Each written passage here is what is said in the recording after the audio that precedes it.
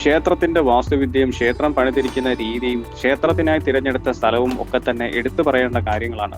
ക്ഷേത്രത്തിന്റെ ചുമരിലും തൂണിലും മുകളിലും ഒക്കെയായുള്ള കലാസൃഷ്ടികളൊക്കെ തന്നെ വളരെ ഭംഗിയുള്ളവയാണ്. ഈ ക്ഷേത്ര നിർമ്മിതികളൊക്കെ തന്നെ പണ്ടുകാലത്തെ തമിഴ് രാജവംശങ്ങളുടെ പ്രൗഢിയെ കൂടെ സൂചിപ്പിക്കുന്ന കാര്യങ്ങളാണ്. പഴയകാല ക്ഷേത്ര നിർമ്മിതികളെല്ലാം നമ്മൾ ഇപ്പോൾ കാണുന്ന ഈ ക്ഷേത്രത്തിന് ഉള്ളിലായിട്ടാണ്. ഉള്ളിൽ ക്യാമറ അലൗഡ് അല്ല. ഇത്രയും ഉയരമുള്ള പാറക്കെട്ടുകൾ നിറഞ്ഞ മലമുകളിൽ സ്ഥിതി ചെയ്യുന്ന ക്ഷേത്രത്തിനടുത്തായി കടുത്ത വേനലിലും പറ്റാത്ത ഒരു കുളമുണ്ട്. മലമുകളിൽ തപസ് ചെയ്തിരുന്ന അഗസ്ത്യമുനിക്ക് മുരുക ഭഗവാൻ ഇവിടെ വെച്ചാണ് ദർശനം നൽകിയത് എന്നും ഒരു ഐതിഹ്യമുണ്ട്. ക്ഷേത്രക്കുളവും ക്ഷേത്രത്തിന് പിന്നിലെ ദൂരത്ത് നിന്ന് കാണുന്ന വലിയ മലനിരകളും ക്ഷേത്ര നിർമ്മിതികളും എല്ലാം തന്നെ എന്റെ മനസ്സിൽ ഇടം നേടിയ കാഴ്ചകളാണ്. ക്ഷേത്രത്തിലേക്ക് പോകാൻ പുനലൂർ, തെന്മല, ആര്യൻകാവ് വഴി തെങ്കാശിയിലേക്ക് പോകുന്ന റൂട്ടിൽ തേൻപൊത്തേ വഴി ക്ഷേത്രത്തിലേക്ക് ചെല്ലാവുന്നതാണ്. അല്ലെങ്കിൽ പുനലൂരിൽ നിന്നും അലിമുക്ക്, പുന്നല, അച്ചൻകോവിൽ വഴി തെങ്കാശിയിലേക്ക് പോകുന്ന റൂട്ടിൽ കൂടെ വേണമെങ്കിലും ക്ഷേത്രത്തിലേക്ക് എത്താവുന്നതാണ്.